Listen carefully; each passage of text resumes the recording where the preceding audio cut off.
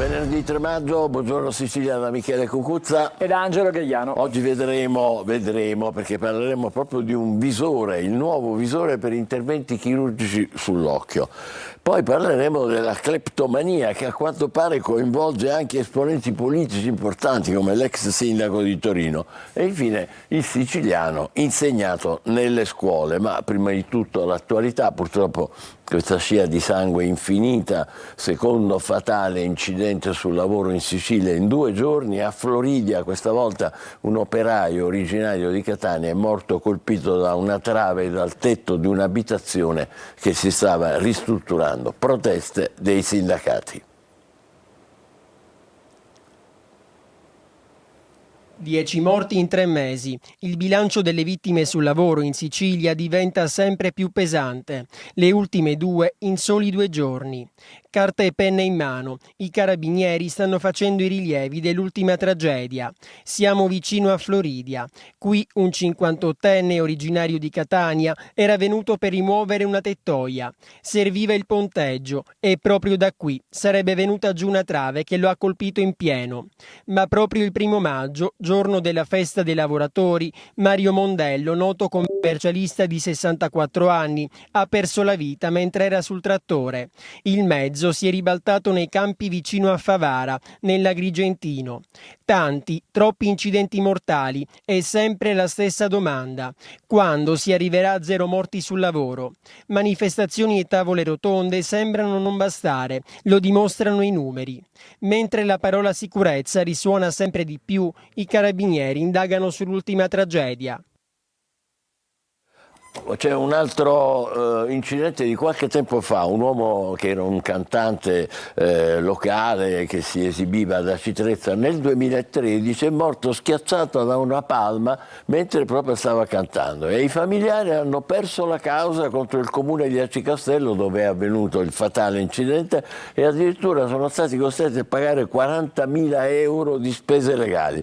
Il figlio della vittima dice: una situazione paradossale, giustamente è un'ingiustizia. Ma sentiamo.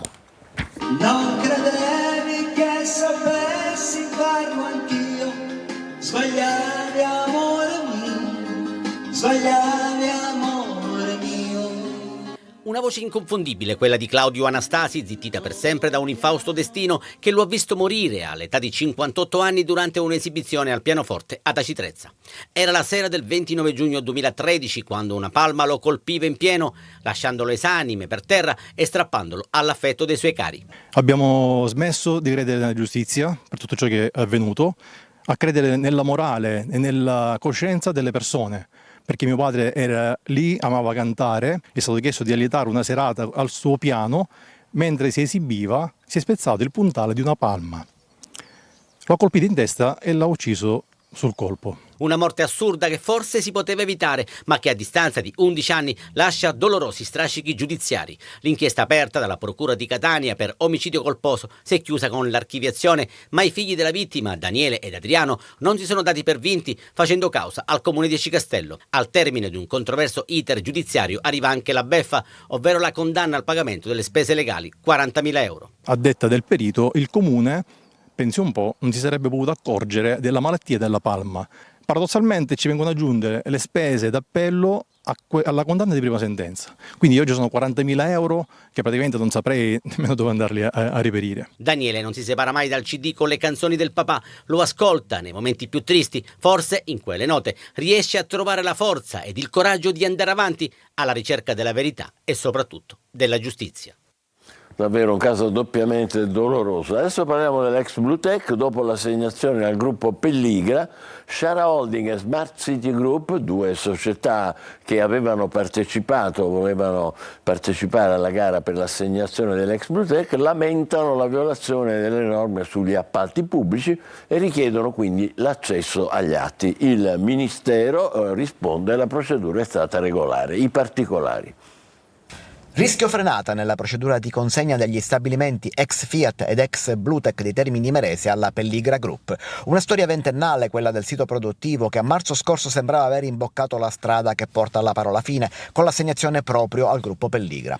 Ma adesso si apprende di un ricorso al TAR del Lazio da parte dei concorrenti della Shara Holding e della Smart City Group, che lamentano la violazione delle norme sugli appalti. Il ricorso è stato notificato al Ministero del Made in Italy, alla Bluetech nella persona dei commissari straordinari e all'aggiudicatario Pelligra Group, ma nonostante di ricorso si tratti a tutti gli effetti nella relata di notifica, si usa una formula anomala, definendo la notifica stessa non introduttiva del giudizio.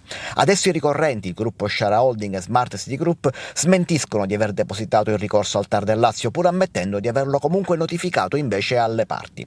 Tanto basta per paventare il rischio di stop alla procedura e far saltare sulla sedia i rappresentanti dei lavoratori. La CGIL chiede alla Regione una task force, la UIL chiede risposte chiare per i lavoratori, la FIM-CISL chiede la convocazione di un tavolo ministeriale e di uno regionale. Per parte sua la Regione risponde per bocca dell'assessore Edi Tamaio, che rivendica di essersi fatto carico del problema e annuncia che continuerà a vigilare sulla procedura. Il Ministero replica al contenuto del ricorso ribadendo la correttezza della procedura di assegnazione e la Pelligra Group sottolinea la propria trasparenza e le interlocuzioni in corso per far partire il progetto. La guerra dell'assegnazione è iniziata. E adesso è il momento della rassegna stampa con Arturo Gagliano. Bene, cominciamo proprio dai quotidiani regionali e partiamo con la prima della Sicilia di Catania. Il titolo che vedete si riferisce proprio al servizio che abbiamo appena finito di sentire. Bluetech, catena di smontaggio, scrive la Sicilia, giallo su Termini Imerese.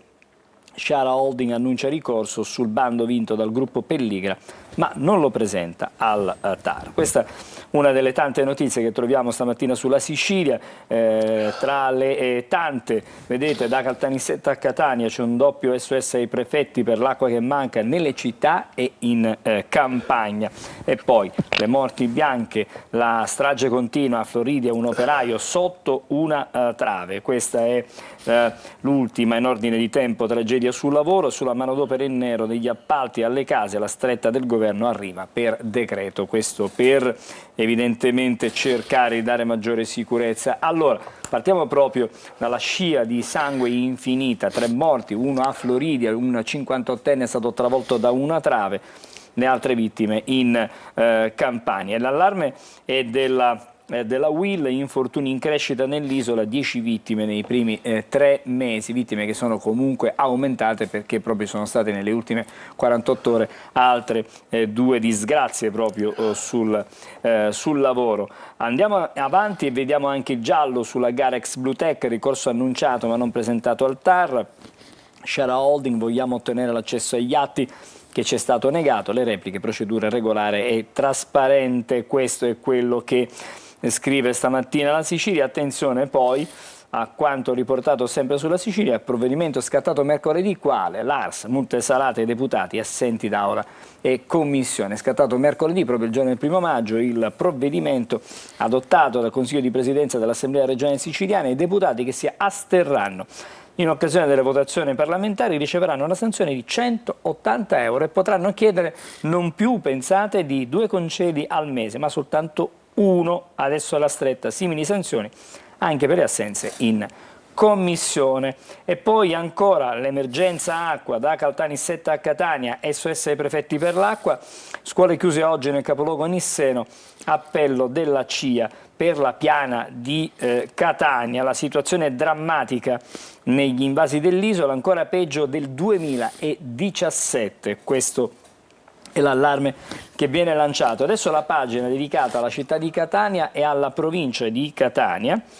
Cominciamo proprio dalla città. I commercianti fanno quadrato, pedonalizzazione in piazza Federico Di Svevia, oggi la riunione, una giunta decisiva, appelli al sindaco e controproposta da Confesercenti e Confcommercio e anche Mio Italia. Oggi si decide sulla pedonalizzazione di piazza Federico Di Svevia, è prevista una riunione di giunta che dovrebbe dare il via alla sperimentazione. Nelle ultime ore si sono susseguiti appelli al sindaco e anche delle controproposte da parte di Confesercenti. Ci sono diverse associazioni di categoria che chiedono e propongono delle soluzioni.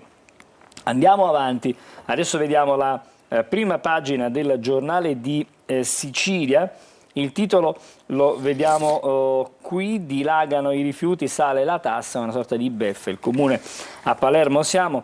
Aumenta la Tari nella Palermo invasa dall'immondizia, la protesta delle associazioni dei consumatori, rincari sulla pelle di chi paga, gli evasori continueranno a non pagare, chiunque a non farlo.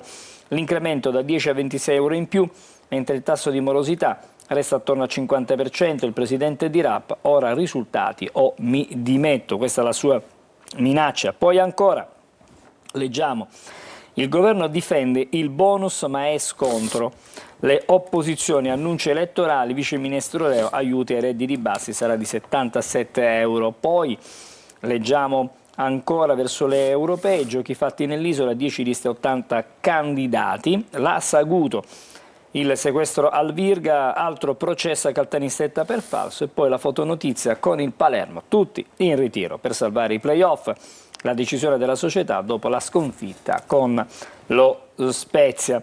E poi ce ne siamo occupati ieri nel corso del telegiornale, c'è stato un incendio allo Zen, c'è l'ombra della racket, pare si batte la pista a Dolosa, una altissima nube nera, quella che si è poi alzata. Il delitto Fragalà, per 3 anni di carcere, risarcimento da 300.000 euro. Francesco Paolo Cocco assolto dalle accuse dopo la detenzione. E lasciamo anche il Giornale di Sicilia, siamo sull'edizione di Palermo di Repubblica. Ponte sullo stretto troppo basso, c'è una novità sulle vicende che riguardano il ponte per navi da crociera e anche per portacontainer. Il presidente di Federlogistica Merlo.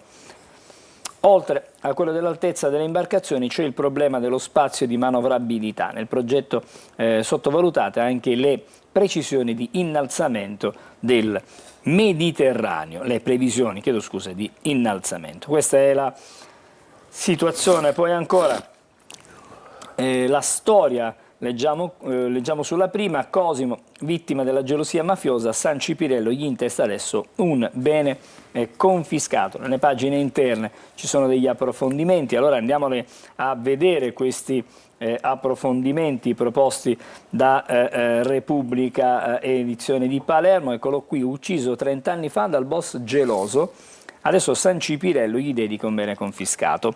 Cosimo Fabio Mazzola venne trucidato dai 2 mafiosi Monticciolo ed Enzo Brusca. Non fu il ragazzo a telefonare all'ex fidanzata, fu la giovane a contattarlo. Comunque, insomma, questa è la storia che viene raccontata stamattina nelle pagine interne. Sulle pagine interne, vedete, si torna sulla vicenda di Termini Imerese, la Bluetech, tegola per Bluetech, ricorso di Share Smart sulla consegna a Pelligra.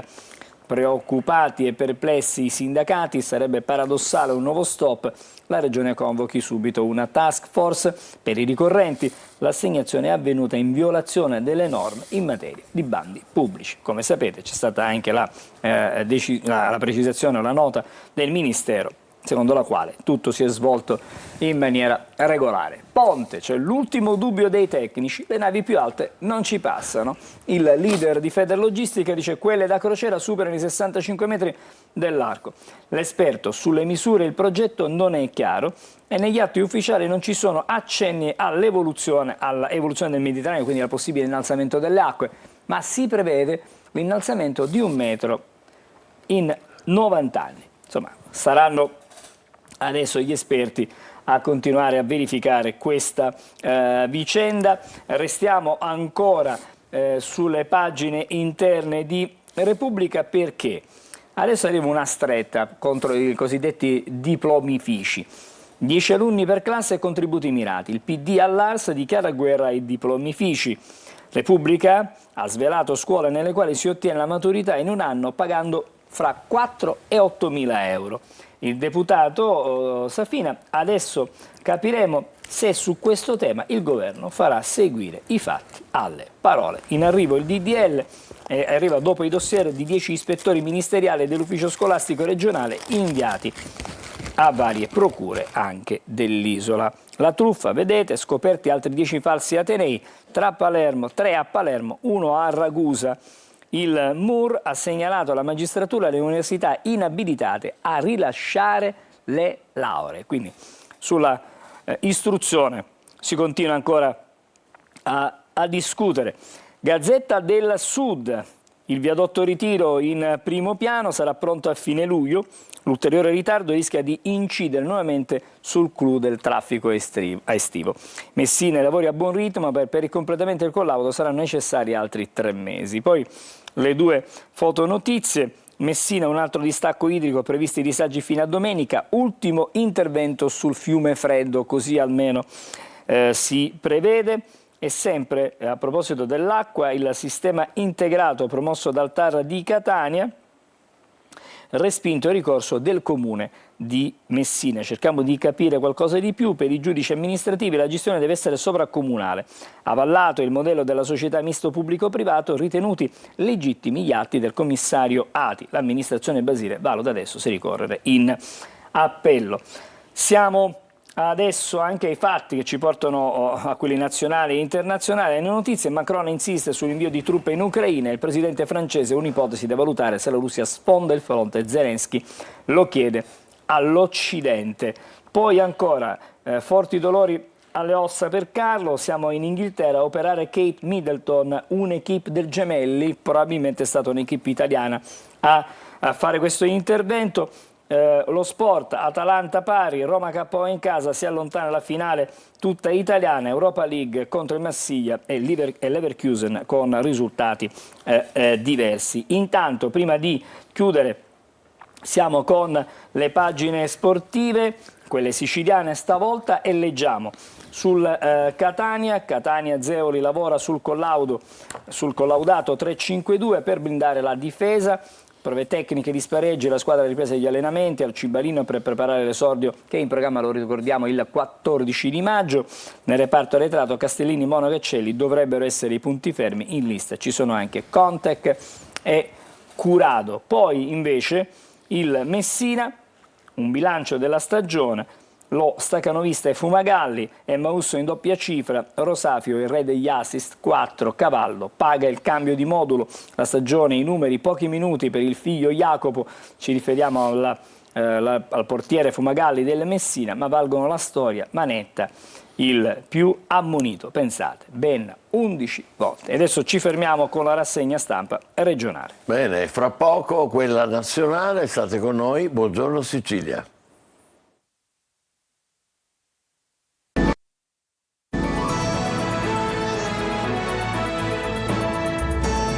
Bentornati a Buongiorno Sicilia, la rassegna stampa nazionale con Angelo Gagliano. Allora, ricominciamo con i quotidiani, stavolta siamo con quelli nazionali, con La Stampa.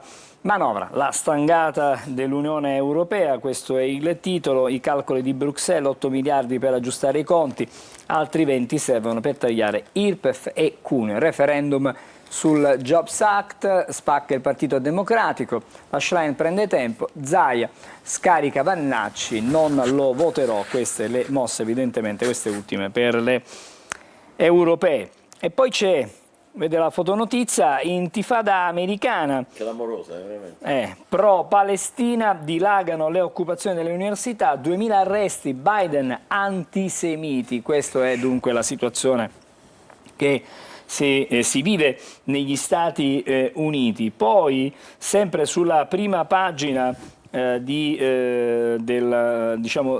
Stampa, ci sono un po' di riflessioni, ma intanto ce n'è uno sull'intelligenza artificiale. Eccola qui, lo vediamo insieme, l'intelligenza artificiale perché gli algoritmi non uccidono il lavoro, quindi insomma è interessante da approfondire poi a pagina 23. Lasciamo la prima della Stampa, siamo su Repubblica, vedete il titolo invece sulla crisi in Europa legata al conflitto in Ucraina. Kiev, Macron sfida Mosca, l'esercito russo avanza, il presidente francese minaccia l'invio di truppe se la Russia sfonda il fronte. Salvini si dissocia, gli Stati Uniti denunciano l'uso di armi chimiche contro gli ucraini, c'è l'allarme della NATO, troppe interferenze del Cremlino e intanto c'è questo nuovo pacchetto di aiuti militari italiani all'Ucraina entro il G7. Questo per il conflitto in Ucraina. E poi Andiamo di nuovo negli Stati Uniti, 2000 arresti negli Stati Uniti per le proteste pro Gaza, scontri nei campus, Biden, basta violenze. Questi sono i fatti più importanti di stamattina su Repubblica. Andiamo sul Corriere, non ci allontaniamo di molto, Atenei in rivolta, stop di Biden, tregua ore decisive, Hamas in Egitto per trattare, Macron, soldati in Ucraina, non è escluso. E poi la Casa Bianca su Israele. Sì al dissenso ma senza violenze e antisemitismo, l'accusa a Mosca, usa delle sostanze chimiche. Questo è ormai una notizia che da qualche giorno si fa avanti. Più armi ai riservisti, l'esercito va rivisto, a parlare il capo di Stato Maggiore Masiello. E poi l'Europa è divisa dell'energia nucleare, Germania e Finlandia i reportage. Fotonotizia in primo piano con Paul Auster e la moglie, l'addio e lo sfregio, l'annuncio dato dai media è sbagliato. Lo scrittore aveva 77 anni. Poi ancora sempre sulla prima pagina c'è una notizia che riguarda gli ospedali, siamo in Campania, in 62 per 362 posti nei pronto soccorsi Campania, il concorso che è stato disertato, quindi non si sono presentati neanche il numero inferiore, praticamente non si raggiunge neanche i posti occupabili. E poi l'abbiamo vista già stamattina sugli altri quotidiani, in particolare sulla Sicilia, operai in nero, c'è la stretta sui lavori dentro casa, la sanzione per i committenti, quindi non si possono, nel caso in cui si chiama un operaio non abilitato, non autorizzato, non contrattualizzato, si rischia a questo punto anche una multa per i lavori fatti in nero dentro casa. La prima pagina del Messaggero, il caos Atenei, il contagio ormai è globale. Negli Stati Uniti arresti e sgomberi contro gli studenti pro-Palestina, anche proiettili di gomma, e Biden dice basta antisemitismo, tensione in Francia, a Milano annullato il convegno su Israele. Il nucleare, via ai mini reattori, i primi impianti entro 4 anni. Di cosa stiamo parlando? Dovranno garantire il 20% dell'energia nazionale, il piano del governo sarà presto inviato a Bruxelles. E poi una notizia che riguarda il calcio, il Bayern spegne la Roma e ora la finale è lontana, parliamo di Europa League, i tedeschi passano all'Olimpico per 2-0. Poi la prima pagina del Giornale, i piani segreti dei pro-Hamas per incendiare le università. C'è un documento, filo-palestinesi infiltrati nei college e gli Stati Uniti, c'è una serie di rivolte incredibili. Fassino è indagato per il furto del profumo, si muovono i PM di Civitavecchia. Altre notizie, invio di truppe a Kiev, Meloni gela Macron, anche Salvini si oppone. Questa è la vicenda. Avvenire, cittadinanza anno zero, in Parlamento i partiti di opposizione rilanciano le proposte di modifica alla legge del 1992, tiepida Fratelli d'Italia, resta un caposaldo il ciclo scolastico di 10 anni, il modello di Reggio Emilia. E poi lo spettro chimico sull'avanzata russa, marcia nel Donbass, accuse americane, e su Gaza trattative in bilico e tra i campus e ormai contagio negli Stati Uniti. Abbiamo visto, è praticamente la notizia presente su tutti i giornali. Il Fatto Quotidiano, Renzi, Sgarbi, Vannacci e altri 20 impresentabili. Renzi è considerato impresentabile. Sì. Ecco qui, condannati, indagati, le liste europee passate ai raggi X. Pure i condannati come Polverini e Cota di Fratelli d'Italia, il critico e fidanza di Fratelli d'Italia, il generale della Lega inquisito, il capo di Italia Viva imputato per Open e Lucano di Alleanza Verdi e Sinistra ha il falso. Insomma, ce n'è per tutti, a tutte le latitudini e da qualsiasi parte politica siano schierati.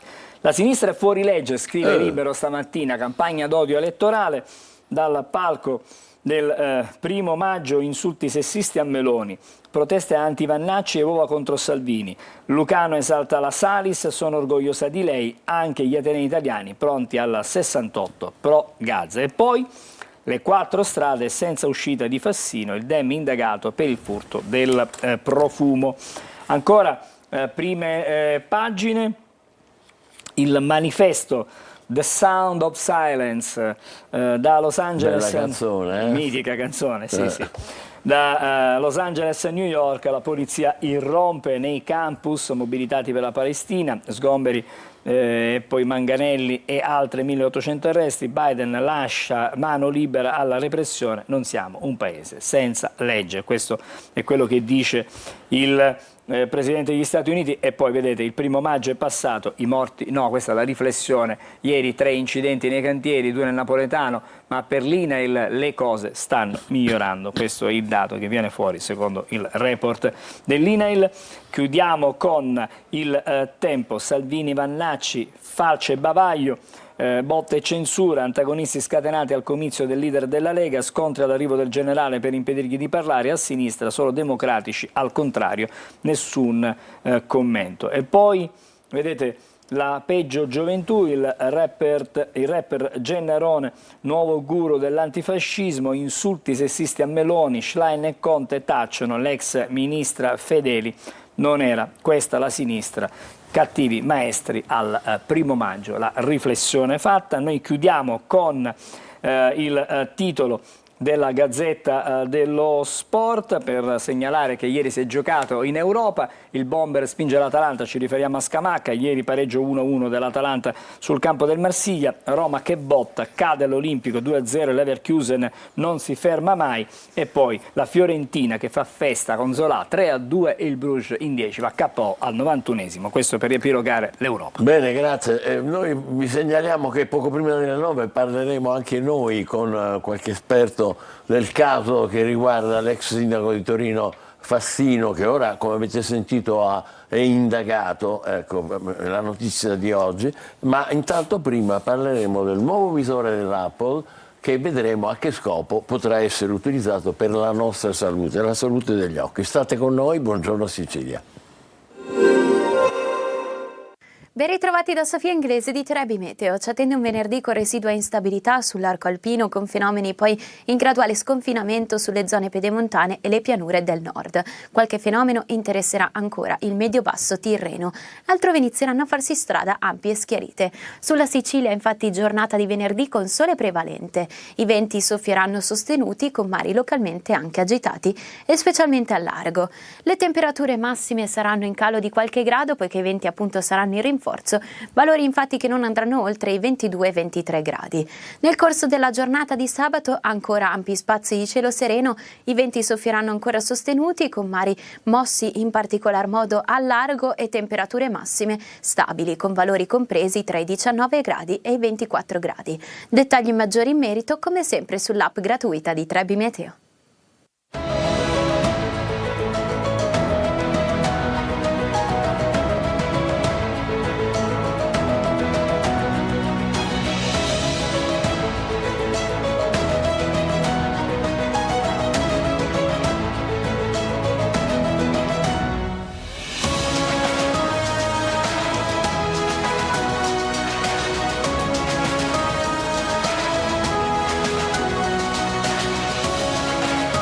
Racconto solo la Sicilia migliore e ve la racconto il sabato sera in prima serata su Antenna Sicilia con Isola Verde, l'occasione migliore per conoscere i luoghi, le storie, le tradizioni, i personaggi, gli eventi di questa terra che non finirà mai di farci innamorare. E allora vi aspetto tutti a bordo di Isola Verde.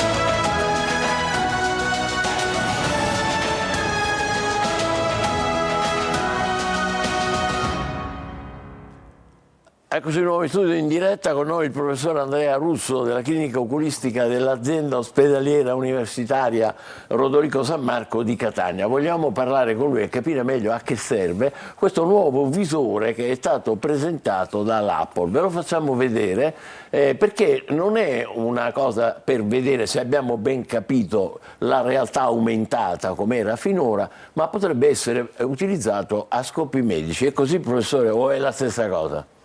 Buongiorno a tutti. No, allora, chiaramente nasce per un discorso di intrattenimento, nasce per utilizzare per un utilizzo diverso da quello che poi effettivamente l'abbiamo utilizzato noi.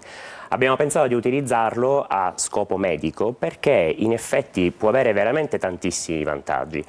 Noi abbiamo eseguito i primi 2 interventi al mondo in chirurgia. I primi al mondo siete stati? Assolutamente sì, di chirurgia oftalmoplastica. La chirurgia oftalmoplastica, come vedete, è una chirurgia che riguarda proprio la chirurgia degli annessi, tutto quello che riguarda le palpebre, quello che riguarda anche le vie lacrimali. Quindi è una cosa un po' estetica. Un po' che ha i confini. Noi in ospedale facciamo più funzionale piuttosto che estetica, ma può anche essere assolutamente utilizzata anche per quei fini. Normalmente sono interventi eseguiti ad occhio nudo, semplicemente ad occhio nudo. Però utilizzare... E qual è il vantaggio allora, professore? Esatto, utilizzare il visore dà dei vantaggi ben specifici, cioè innanzitutto noi non tocchiamo assolutamente nulla, quindi il visore, per chi non lo conosce, viene azionato semplicemente con gli occhi, andando proprio a scegliere l'app che si vuole aprire, e poi con un movimento di pollice e indice, quindi basta far toccare pollice e indice e si possono scattare fotografie, si possono aprire delle app contestualmente.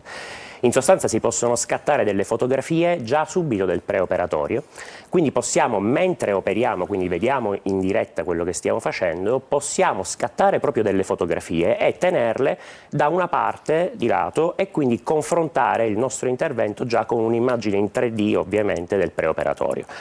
Ancora si possono far azionare dei timer che servono per esempio quando facciamo delle anestesie locali, quindi possiamo comunque avere un tempo anche di azione di questi farmaci anestetici. Ancora la procedura chirurgica, soprattutto nei casi complessi, da un altro lato sempre del visore si può proiettare l'immagine proprio della procedura chirurgica step by step. Ancora cioè per sapere quello che uno dovrebbe fare poi successivamente negli interventi più complicati, ma questo viene anche pensato. Noi siamo una clinica oculistica universitaria, la direzione ovviamente universitaria del professor Avitabile, e la clinica universitaria chiaramente ha una scuola di specializzazione, ha tanti tirocinanti, ha tanti studenti, certo. Quindi anche poter far proiettare loro quello che io vedo in quel momento, quello che io vedo in diretta, è una cosa assolutamente importante, quindi ha anche degli scopi didattici. Quindi può essere visto da altri per imparare sì. Anche o per migliorare le proprie attitudini. Assolutamente, io posso farlo vedere in diretta agli altri, posso anche registrare dei video in 3D e quindi poi utilizzarli nei vari congressi, nel portare proprio dei video che far vedere l'esperienza, ma l'esperienza dal punto di vista dell'operatore. Però la domanda è sempre una, professore, alla fine poi è necessario l'intervento del medico, non è che non sostituisce. Basta l'apparecchietto per sistemare le cose. Assolutamente no, però può aiutare, soprattutto perché dicevo gli interventi eseguiti ad occhio nudo.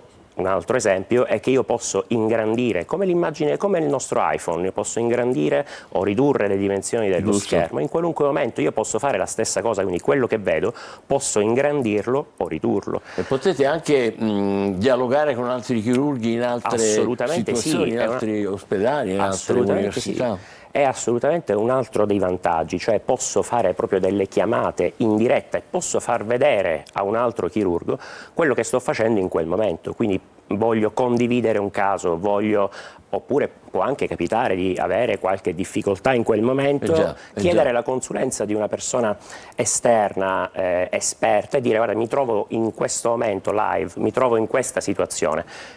Cosa devo fare? Cosa posso fare? E gli studenti che hanno partecipato a questi vostri primi 2 interventi erano estremamente entusiasti. Entusiasti, perché comunque, allora è chiaro, ancora è soltanto una prima fase, è chiaro che il visore ancora non è neanche commercializzato in Europa, ancora esiste negli Stati Uniti, non è commercializzato. Ma avevate avvisato Tim Cook che avreste fatto questo? Lo sapeva o no? Lo sapeva, ma soprattutto a prescindere da questo comunque non alta, anzi agevola da questo punto di vista, agevola anche l'intervento chirurgico, ma chiaramente chi vede in 3 dimensioni quello che io sto facendo in quel momento, soprattutto proprio dalla mia prospettiva chirurgica, ha la possibilità di essere dentro l'intervento, di poter partecipare all'intervento pur non essendo lavato, pur non essendo seduto al tavolo operatorio, comunque ha la possibilità di partecipare all'intervento. E lei prevede, professore, che gli interventi possano essere anche,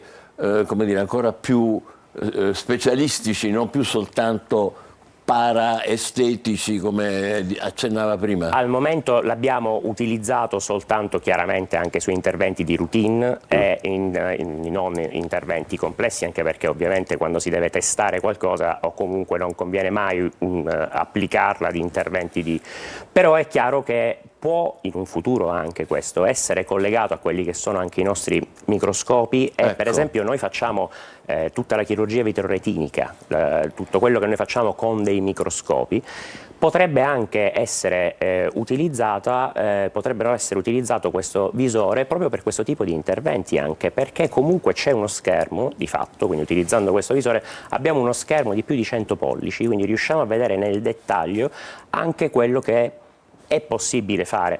È chiaro che ci vorrà magari ancora un po' del tempo, l'oculistica, ma come tutta la medicina in effetti ormai va di pari passo con la modernità, con le acquisizioni biomediche, ingegneristiche, quindi chiaramente questo è soltanto un primo step, possibilmente poi si potrà approfondire e applicare ai tanti campi, non solo dell'oculistica, ma anche a tanti campi di altre chirurgie. Dove è necessario vedere e ingrandire cose che magari sono piccolissime, però per quella che è la mia modesta esperienza, voi di solito quando intervenite sull'occhio avete già dei visori vostri.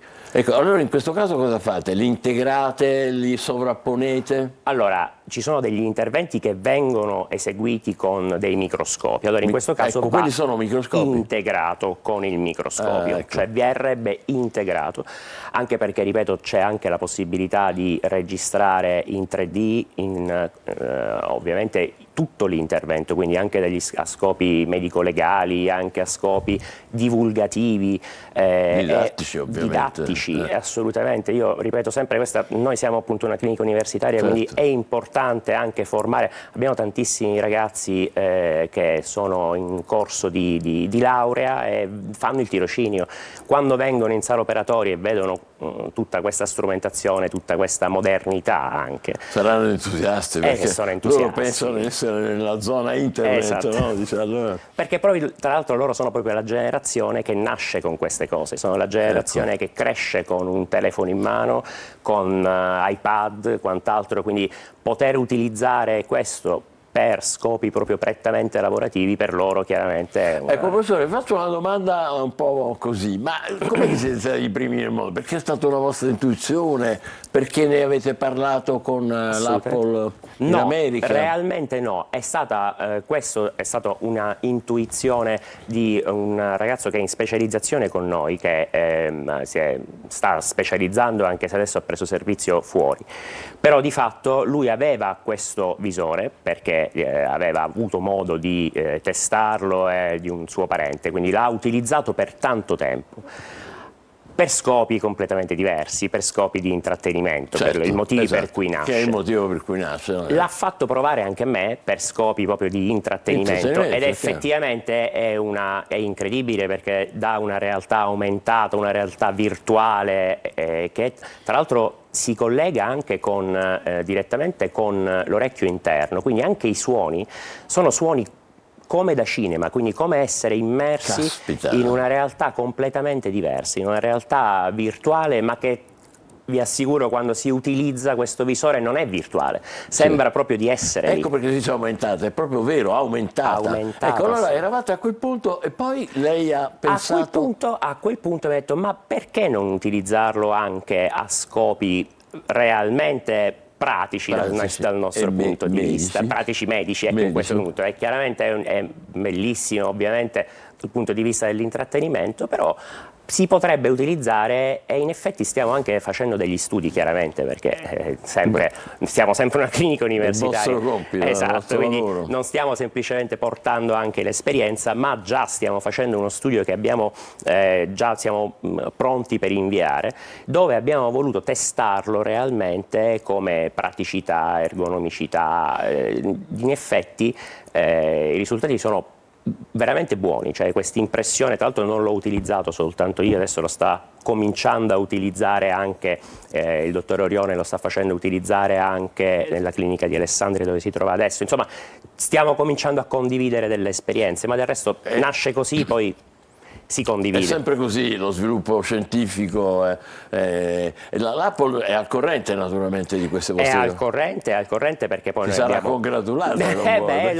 Loro sono anche contenti ovviamente, no? Perché comunque voglio ben credere. Sono tutte cose che di fatto, come fu anche per l'Apple Watch, che permette di valutare la frequenza cardiaca, quindi aveva anche questi studi para intrattenimento. L'ultima domanda che le faccio, professore, facendole ancora i complimenti a tutti voi del Rodorico San Marco, pensa che un giorno un po' tutti andremo in giro con questi visori?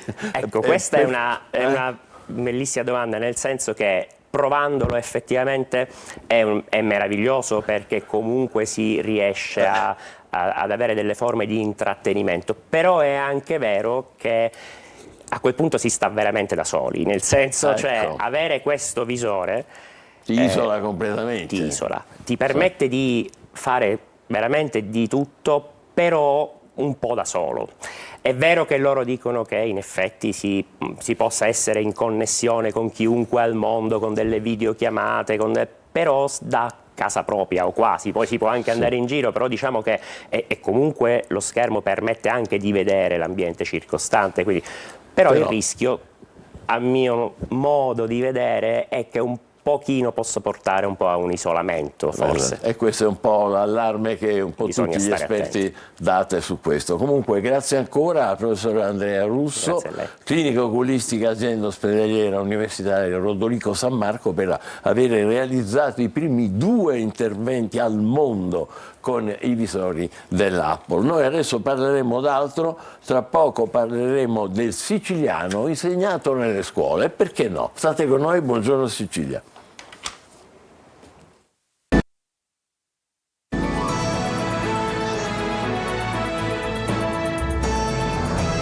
Sicilia, c'è una notizia dell'ultima ora che riguarda il super bonus 110. La Guardia di Finanza di Siracusa ha sequestrato a Noto un resort di lusso. 13 milioni di euro l'importo derivato dalla truffa scoperta dal nucleo di polizia economica e finanziaria delle Fiamme Gialle. Naturalmente più avanti vi daremo maggiori particolari. Comunque un resort di lusso, quindi sarà un villaggio, vedremo. Allora, adesso invece introduciamo il nostro ospite, che è Mauro Mangano, che è dirigente scolastico dell'Istituto Onnicomprensivo Musco di Catania. Buongiorno, benvenuto. Perché è con noi? Perché l'assessorato regionale all'istruzione finanzia e promuove l'utilizzo della lingua siciliana e della cultura popolare, che è vastissima e anche meravigliosa, nelle scuole, è così? Sì, esatto. Ad aprile è uscito un bando dell'assessorato regionale che ha avuto questa idea, questa prontezza di utilizzare dei fondi per diffondere nelle scuole la cultura e il dialetto insieme, con tipologie diverse, per cui molti istituti di primo grado hanno ricevuto anche dei piccoli finanziamenti.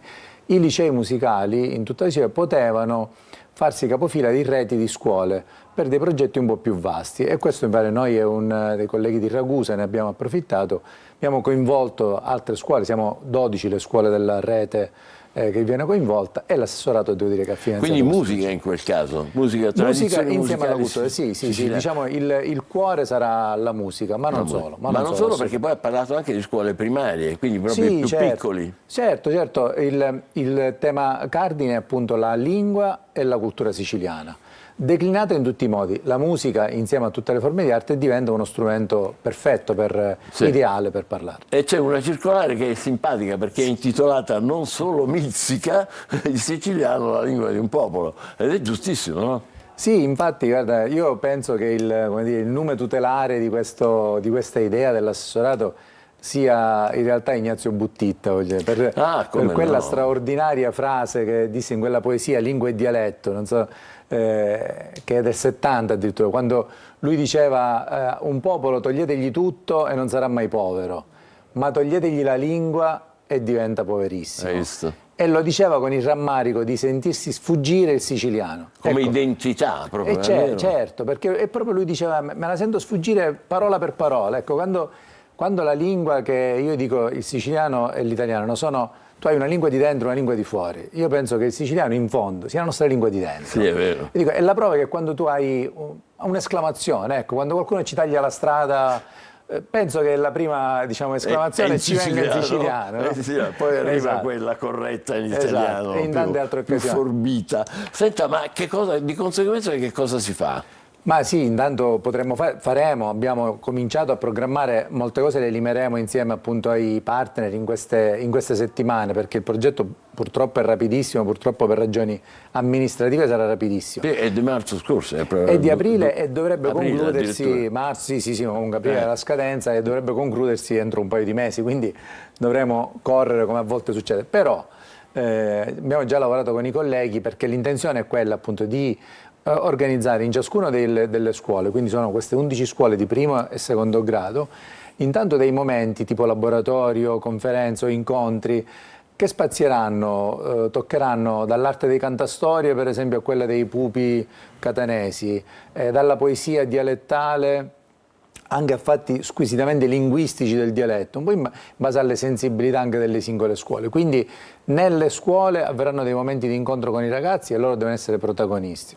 E poi ci sarà un mega evento finale, diciamo che bello. Un evento conclusivo dove vorremmo mettere in scena gli artisti che ci sono tanti artisti siciliani che fanno ricerca, che attualizzano il dialetto, con anche i ragazzi, che in questo 2 mesi... Avete già programmato questo? Allora, questo ancora ci mancano le date perché la notizia di finanziamento è stata di una settimana fa praticamente, quindi diciamo il tempo di individuare la data esatta. E lì vogliamo appunto far incontrare i ragazzi e dimostrare che il dialetto può essere uno strumento di espressione anche per un quindicenne di oggi, per un adolescente di oggi, con gli artisti che ci lavorano anche loro contemporanei, ecco, dimostrare che il dialetto è una lingua viva. In tutte le province questo?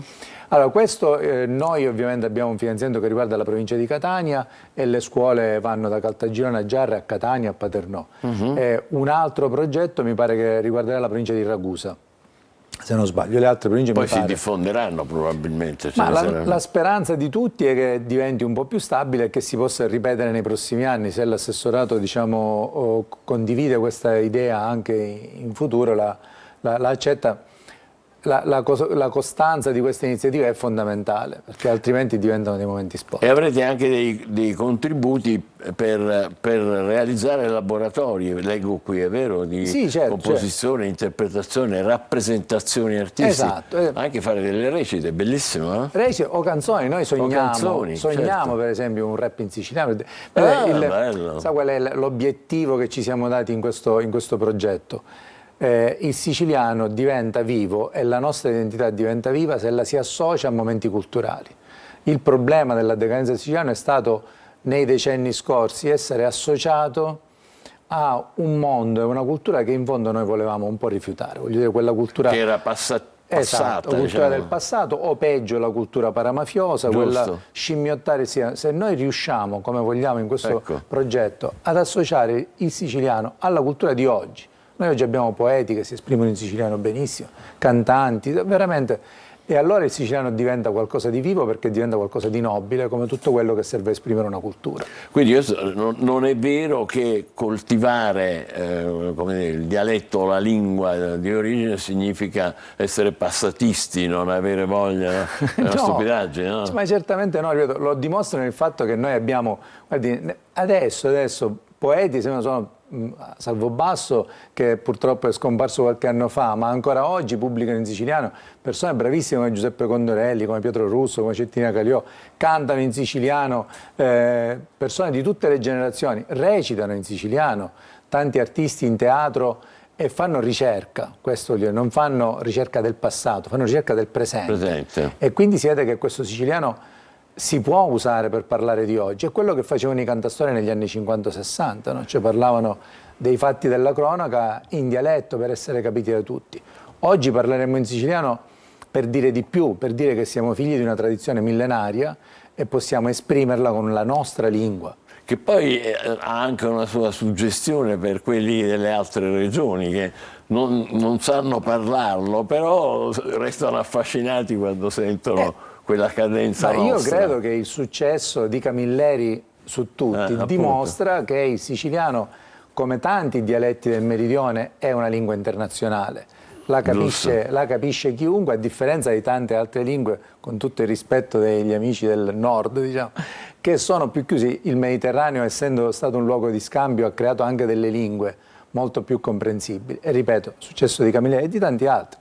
Adesso, in questo periodo, abbiamo come dire, la Vannina che va per la maggiore, ma ci dimostra che il siciliano davvero è apprezzato da tutti. Ed è Ma amato. giovani che hanno queste aspirazioni, che sono coinvolti, a chi devono rivolgersi? A voi? Allora, saremo noi ad andarci dentro perché, cioè, come dire, andarli a trovare, perché andando in tutte le scuole andremo a trovare una popolazione scolastica, ripeto, con 11 scuole coinvolte, stiamo parlando di migliaia e migliaia di ragazzi giovani, che sì, saranno coinvolti, e noi ci auguriamo anche i relativi genitori, perché no? Certo, magari sì. E poi ci sarà questo mega evento, dovrete segnalarci, perché noi con molto piacere lo diffonderemo tantissimo, perché ci piacerà, che è un po' il risultato di un primo anno di lavoro che poi si svilupperà successivamente. Sì, certo, il risultato anche, devo dire che nelle scuole queste cose si fanno magari sotto traccia, e l'idea positiva dell'Associazione regionale è stata quella di permetterci di stare tutti insieme e far emergere anche questo lavoro delle scuole.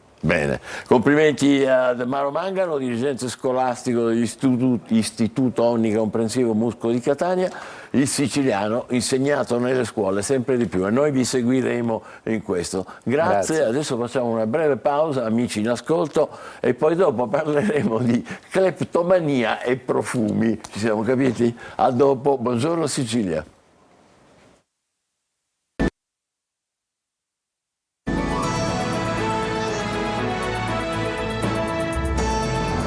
Buongiorno Sicilia, abbiamo un ospite, la professoressa Marina Quattropani, che insegna psicologia clinica all'Università di Catania. Allora, la notizia di oggi è fresca che Fassino è stato indagato, è indagato a Civitavecchia, quindi finora se ne era parlato come un gossip, sarà vero, non sarà vero, quelli degli aeroporti dicevano sì, si è portato via un profumo, uno Chanel, adesso la magistratura vuole vederci chiaro e lo ha indagato. Indagato non vuol dire colpevole, ricordiamoci, vuol dire fino a prova contraria ci dovrà essere un processo e tutto.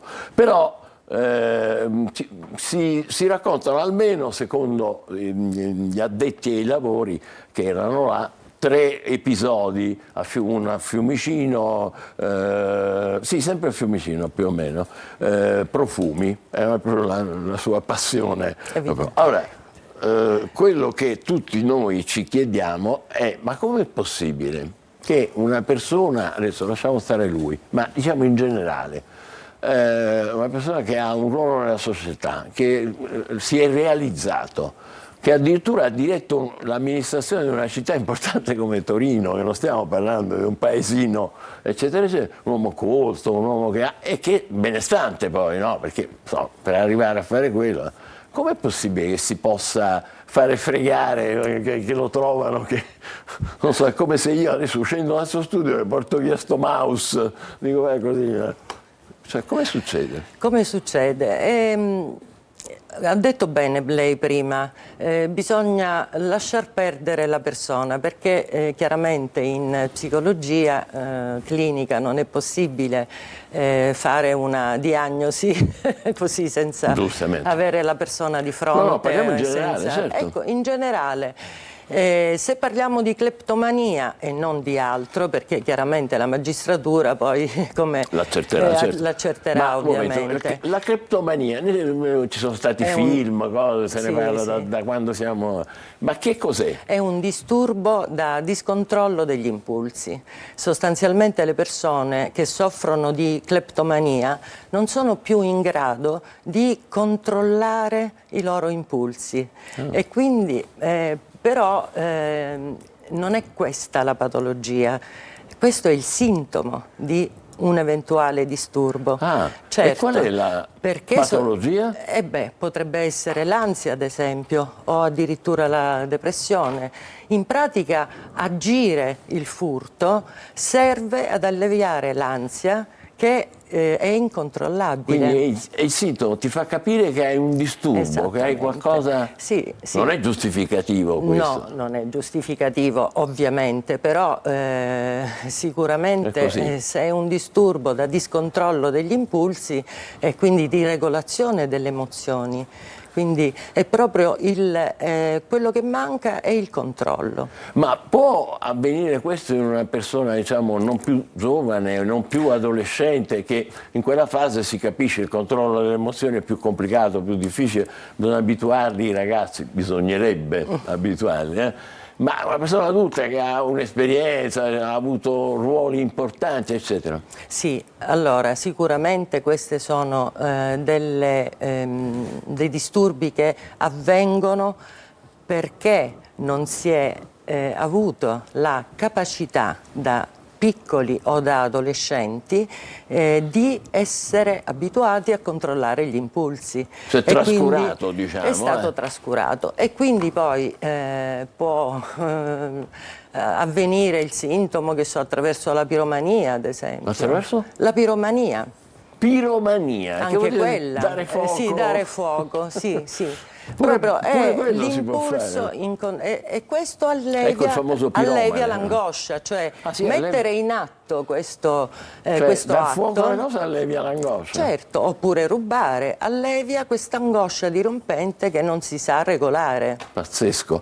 Però c'è anche chi dice sì, però, adesso ripeto senza voler generalizzare, però questi anche segno un po' dell'arroganza che hanno i politici, che pensano di poter fare tutto quello che gli Ma pare. guardi, questo sì, ne abbiamo viste di tutti i colori con i politici, insomma, anche i rimborsi delle mutande, non so se si ricorda. E invece non è vero, secondo lei? Guardi, questo non lo possiamo dire, proprio perché non abbiamo la persona di fronte, non abbiamo fatto un colloquio, quindi sarebbe proprio deontologicamente scorretto fare qualsiasi ipotesi. Parliamo di noi comuni mortali. Diciamoci la verità, quanti di noi non si sono divertiti negli alberghi a grattare qua e là? Come si chiamano? Le pantofole, quelle per la doccia, piuttosto che un asciugamento, poi non diciamo profumi, bagnoschiuma, no? C'è gente che esce con borse intere, addirittura persone che si sono portati via l'accappatoio. Che costa l'accappatoio, anche se è di un albergo? Questo cos'è? Maleducazione? Sì. Decisamente questo qua non credo che possa essere annoverato, insomma, anche perché forse si ha la percezione che siano delle cose usa e getta, tipo il bagnoschiuma o le pantofole, quindi insomma dice tanto le butteranno via dopo che le ho usate, ecco, magari probabilmente questo potrebbe essere però comunque è maleducazione sicuramente, insomma. Comunque potrebbe avvisare uno, soprattutto se sono cose piccole, dice guardi, se non le dispiace me lo porto. Certo, non tanto ci sono quello, dubbi. il portiere dell'albergo non ti chiede 2 euro perché ti dice ma sì, prego, si accomodi. Invece ci sono certi alberghi dove si vende, ecco, cioè, se tu vuoi per esempio portarti l'accappatoio che ha un simbolo particolare, te lo vuoi tenere per ricordo, lo puoi comprare, ci sono le buste in tonso, pulito, quello che ci prego, costa una certa cifra, quindi si può fare questo. Secondo lei si può guarire da questa forma oppure dovremmo abituarci a vedere in giro personaggi? Anche questo in psicologia clinica noi lavoriamo su un triplice modello che è quello biopsicosociale, quindi insomma bisogna capire se il disturbo è biologico, psicologico o di natura sociale. Che differenza c'è? Biologico potrebbe essere genetico oppure dovuto ad un problema che subentra a seguito di una lesione cerebrale, ad esempio per un incidente, quindi un trauma cranico. Perché le aree disfunzionali in questi casi sono proprio quelle che regolano e controllano gli impulsi, cioè la corteccia prefrontale ventromediale, un pezzettino proprio di corteccia che abbiamo proprio più o meno dietro l'occhio, da questa parte qui. E questo, quindi noi possiamo vedere persone irreprensibili che hanno avuto un trauma cranico e che iniziano a discontrollare gli impulsi. Scusi l'interruzione, potrebbe spiegare il fatto che esplode a una certa età. Per dire, magari gli è capitato un incidente, che ne sappiamo. Parliamo in generale, sì, non stiamo parlando di nessuno. In generale, ovviamente. È capitato un incidente, ho avuto un... Oppure sì, c'è e la magari genetica. Siccome non ci sono altre sequele in genere, Ecco. tipo motorie, che sono al linguaggio, ecco, viene sottovalutato. Ma può essere anche genetico, ha detto, addirittura. Potrebbe essere genetico, sempre per una anomalia genetica che causa per esempio la disfunzione sempre di quest'area. Oppure ancora potrebbe essere di natura psicologica, cioè vede, il cervello è molto particolare perché è plastico, si deve adattare all'ambiente in cui vive. Quindi noi nasciamo geneticamente determinati, no, col nostro cervello che deve apprendere, però poi apprende quello che gli serve per sopravvivere nell'ambiente in cui è. E quindi, ad esempio, a causa di anomalie relazionali, ecco, dell'infanzia, non si sviluppano queste aree che sono cruciali per la resilienza. Che è un blocco, una specie... Esattamente, perché soprattutto il contatto relazionale che abbiamo nella primissima infanzia, ma anche poi nell'adolescenza, sono cruciali per fare sviluppare alcune aree cerebrali che servono proprio per la resilienza poi ai traumi, ai disturbi, alla fragilità. E poi quella sociale, per esempio l'ambiente, sociale, ecco, l'ambiente in cui si vive. Che vuol dire? E appunto noi siamo in qualche modo plasmati oltre dal biologico e dallo psicologico anche dal sociale, cioè dall'ambiente in cui siamo immersi, in cui viviamo. Così fanno tutti, questo qua vuol dire? No, significa che se siamo in un ambiente dove ad esempio rubare è la norma, per noi diventa normale, per le persone che crescono in quell'ambiente diventa normale, un po' come succede per esempio in certe periferie, in certi solo, luoghi, diciamo, soprattutto per gruppi giovanili anche di solito. Familiari dei mafiosi, si cresce così, appunto, perché si hanno questi esempi dove... Non è soltanto l'esempio, è proprio che non c'è un'altra possibilità e quindi quello impari e in quel modo cominci a funzionare. Ecco l'origine sociale. L'ultima cosa che le chiedo, professoressa Quattropani, è questa: ma uno che poi lo beccano, che magari è indagato e poi deve andare dal magistrato, si può pigliare uno psicologo per dire, per avere le attenuanti? Io credo che sicuramente, insomma, i legali, se dovessero avere questo dubbio, chiederanno una perizia. Ah, sì, Assolutamente sì, certo, perché è un disturbo assolutamente rilevabile se dovesse essere. Se dovesse essere questo. Che potrebbe essere fondamentale per un proscioglimento, no? Eventualmente. Ma questo non glielo so dire, ma credo. Certo, non è il nostro canone. Saranno delle attenuanti sicuramente. Grazie alla professoressa Marina Quattropani, docente di psicologia clinica all'Università di Catania, che ci ha aiutato raccontando questa storia che riguarda altre persone a capire noi stessi, che è sempre la cosa più importante che dobbiamo fare. Questo è il momento dell'almanacco. Buongiorno Sicilia. Il 3 maggio celebriamo un pilastro fondamentale della democrazia con la giornata internazionale per la libertà di stampa, istituita nel 1993 dall'Assemblea Generale delle Nazioni Unite su raccomandazione dell'UNESCO. Questa data non è stata scelta a caso, ma per commemorare un momento storico. Il seminario, che si tenne a Windhoek dal 29 aprile al 3 maggio del 1991, focalizzato sul promuovere l'indipendenza e il pluralismo della stampa africana. Avete mai fatto caso che in Italia i numeri di cellulare iniziano sempre con il 3? La risposta va cercata nel cosiddetto piano nazionale di numerazione stabilito dall'Agicom. Nel caso specifico della cifra 3, l'autorità ha stabilito che corrispondesse alla numerazione per servizi di comunicazione mobili e personali.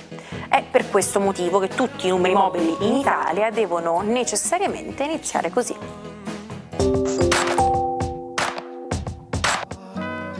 Avete mai sentito qualcuno dire "sono rimasto di sale"? Tutto nasce da un famoso racconto biblico, quello della distruzione di Sodoma e Gomorra. Secondo la Bibbia, queste città erano così corrotte dal peccato che Dio decise di distruggerle. Manda quindi 2 angeli per avvertire Lot, il nipote di Abramo, di fuggire immediatamente con la sua famiglia e di non guardarsi mai indietro. Ma durante la fuga la moglie di Lot non resiste alla tentazione di voltarsi e per questo gesto viene trasformata in una statua di sale. Da qui l'espressione usata quando qualcosa ci lascia letteralmente pietrificati dalla sorpresa. Altre alternative sono rimanere di sasso o rimanere di stucco.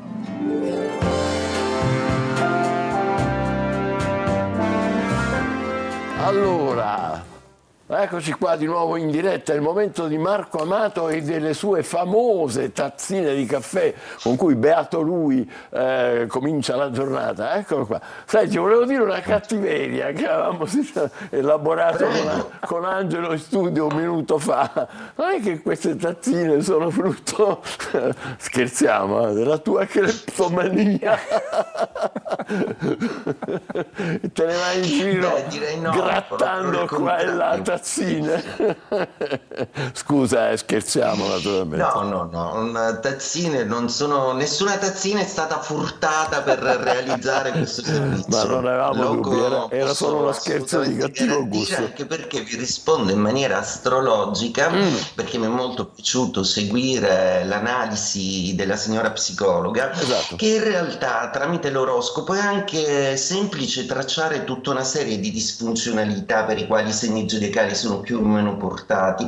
Vi ricordate chi era il dio dei ladri nell'antichità mitologica? Il dio dei ladri, aspetta, chi era? No, il dio dei ladri e dei mercanti, della comunicazione e della furbizia. No, ma sono preparato. Era Mercurio. Ah, Mercurio, caspita, ma non era nel commercio lui, non era. Mercurio, non so se ricordate dal mito, fin da quando nasce era immediatamente discolo e la sua intelligenza, il pianeta dell'intelligenza e della giovinezza, figlio di Maia, la prima cosa che fa è quella di rubare una mandria di buoi ad Apollo, che lui volle assolutamente indietro, e per placarlo gli donò la lira che lui nel contempo aveva inventato. Mercurio nell'epoca mitologica utilizzava gli stratagemmi di furbizia e di l'abilità di furtare le cose proprio per creare tutta una serie di scompigli da cui poi nascevano storie mitologiche. Quindi in un oroscopo, quando si ha una disfunzione mercuriale, soprattutto se è tra Gemelli e Vergine, la disfunzione per un aspetto planetario che deve cozzare con altri pianeti, è probabile che si verifichi il caso di cleptomania, appunto. Quindi anche lì quindi vanto un Mercurio sano e quindi non rubo tazzine. Profumi ancora non lo so. Grandioso, non ne avevamo dubbi, fantastico. Andiamo pure avanti. Allora, vi racconto come da tradizione ogni venerdì come sarà questo weekend. Un weekend che inizia con una romanticissima luna in pesci, mentre poi entro domenica si trasferirà in Ariete, molto passionale e baldanzosa, ma è un po' tutto l'assetto planetario che per adesso è molto positivo, proprio perché Mercurio si è riattivato, Plutone invece si è fermato e Marte, che è un analogo significatore di passione e di forza, si accorda con lui, quindi una forza ferma ma assolutamente possente, senza bisogno di essere sguaiata e di aggredire. Questo chiaramente agisce più sui segni di fuoco, tutti, quindi Ariete, Leone e Sagittario, ma in particolare anche su quelli di Marte, quindi Ariete e Scorpione. Quindi questa fermezza decisionale che decisamente aiuterà a prendere le decisioni più importanti o semplicemente ad accogliere le varie vicissitudini in questo weekend in maniera pagata, sorniona e assolutamente controllata. A proposito di controllo, cosa fa invece Venere? Venere infiamma i cuori e soprattutto in questo momento tenta di convincere Bilancia, Pesci, Gemelli a essere un pochino più morbidi in amore. Gli Aria in particolare, Gemelli, Bilancia e Acquario, si rendono conto che per i Gemelli è tornato di nuovo il tempo di dialogare, di manifestarsi, anche di rendersi conto che sono delle persone molto ben volute se tornano nel sociale con la loro brillante comunicativa. I Vergine stanno facendo i conti con il loro bisogno di affetto e stanno tentando di scrollarsi di dosso tutta una serie di insicurezze che hanno nei confronti di una persona che già c'è, che già piace. Quindi forza Vergine, bando alle timidezze e intavolate una bella storia d'amore. La Bilancia invece è più aerea, più leggera e tenderebbe molto a non ascoltare e valutare i pareri altrui, ma a fidarsi più delle sue emozioni. Sorprendente l'Acquario che con Plutone fermo ha meno dubbi, ma l'energia di Marte questo weekend gli consentirà di fare tantissime cose creative, stuperà un po' tutti con la sua flemma, ma creativa questa volta. Non sarà molto il segno dei ghiacci come spesso si pone, sarà iperattivo. Uno sguardo veloce anche in terra. Toro, Vergine e Capricorno. Di Vergine ne abbiamo già parlato, mentre invece Toro ha più intenzione di concentrarsi nell'amore, proprio perché vuole chiarire tutta una serie di cose con il partner, costruire, progettare, avere proprio quella base sicura per pensare al futuro. Il Capricorno invece è beato assolutamente, perché gode di tutta una serie di appoggi planetari che lo fanno riuscire benissimo in tutto e che lotta senza alcuna paura. Il Capricorno è roccioso, è una certezza. Gli Acqua cosa fanno con questa luna stupenda? Il Cancro è sicuramente molto ispirato, proprio perché una luna in Pesci lo favorisce moltissimo in tutti quelli che sono gli affetti familiari e quel senso di sicurezza affettiva che tende a fare stare bene il Cancro. Scorpione, sempre più creativo e divertito da tutta una serie di situazioni, tant'è vero che uno Scorpione è disponibile questo fine settimana ad accettare inviti, a vedere gente, a essere un pochino più goliardico e divertente in questo momento.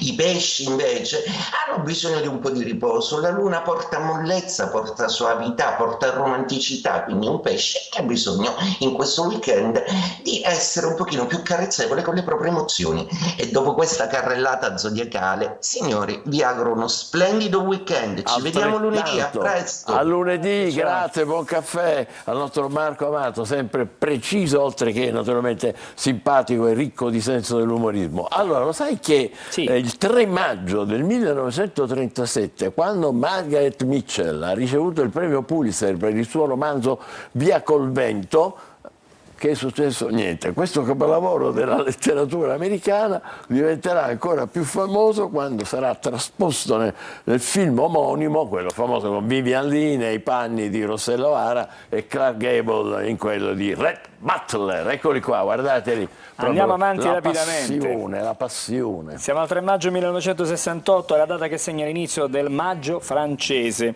Questo movimento di rivolta studentesca che inizia con una occupazione pacifica della Sorbona a Parigi si trasforma in un ampio movimento sociale e anche politico. Sempre 3 maggio ma del 79 Margaret Thatcher riceve l'incarico come primo ministro del Regno Unito. È la prima donna nella storia del paese a ricoprire questa carica e la sua politica, nota come thatcherismo, è stata molto controversa. Passiamo al 3 maggio del 2002, quando l'euro diventa la moneta ufficiale dei paesi dell'Unione Europea, un cambio di valuta che non è solo un dettaglio amministrativo, ma il simbolo di un'ambizione più grande, l'unione economica di un continente intero. 2005, dopo 35 anni, 3 maggio, la Corte Cassazione assolve tutti gli imputati della strage di Piazza Fontana e condanna al pagamento delle spese processuali i parenti delle vittime e le parti civili. I colpevoli ci sono, come dice la Cassazione, ma non sono più processabili. Sì. Un momento, dove siamo arrivati? Scusa, perché devo mandare l'almanacco, l'abbiamo mandato. Dobbiamo mandare il buon weekend. Ah, ecco, giusto. Quindi si chiama Buon Weekend. Ma io non finisco questo. Allora, prima mandiamo il buon weekend e poi ci salutiamo, dai. Sì, perché devo salutare il mio amico Massimo Ranieri. Vabbè, dai, mandiamo il buon weekend che vi auguriamo sinceramente. Perdonateci se scherziamo, ma tutte le trasmissioni in diretta ci sono piccoli momenti di equivoci. Prego.